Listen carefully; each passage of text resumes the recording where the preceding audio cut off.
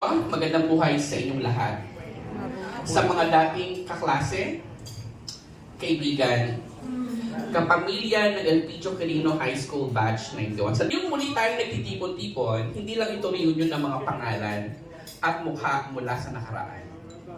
Ito ay muling pagkikita ng mga kwento, mga pangarap na nagbago ng anyo, mga laban na hindi nakita sa report card, at mga tagumpay na hindi nasusukat ng titulo o posisyon. Madalas nating tanungin ang isa't isa, ano na ang narating mo? Pero marahil, sa mas mahalagang itanong, ano ba talaga ang sakatan ng tagumpay?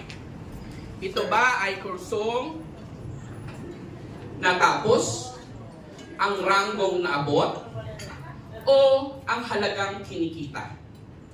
O ito ba'y ang kakayahang tumayo matapos madapa? Magmahal kahit nasaktan.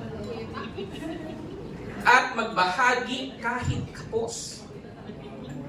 Hindi lahat sa atin ay nakatapos ng kolehiyo. Hindi lahat ay umangat ng mataas na posisyon o kumikita ng malaki. Ngunit lahat tayo sa kabila ng kanya-kanyang laban ay nakagawa ng oras para muling magtagpo. Lahat tayo ay naghandog ng presensya at higit sa lahat nagbahagi ng pagpapala sa mga taong higit nangangailangan. At kung tutuusin, hindi ba ito ang tagumpay na hindi kayang sukatin ng anumang diploma o titulo? Ang tunay na tagumpay ay hindi palaging maingay. Minsan, ito'y tahimik. Nasa pagiging mabuting kaibigan, mapagkalingang kapatid, o taong handang tumulong kahit walang kapalit. Ang tagumpay ay kapag may naiiwan tayong kabutihan sa buhay ng iba.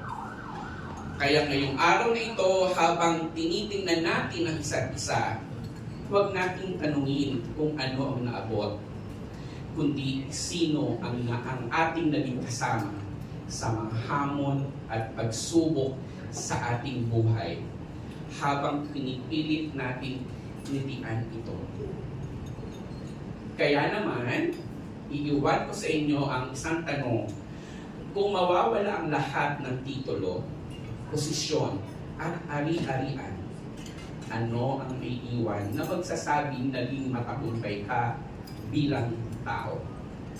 At isang makabuluhang kasabihan naway baon natin pauwi ang mga katagang, ang tunay na tagumpay ay hindi nasusukat sa taas ng narating, kundi sa dami ng buhay ng ating naiangat habang tayo ay umangat.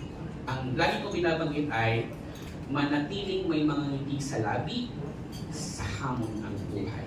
Maraming salamat, Batch 91. Mabuhay tayo sa tagumpay, may puso, saysay at malasakit. Maraming salamat. Thank you so much, Dr. Sammy. Ayan. Parang maiiyak na ako sa message ni Sir.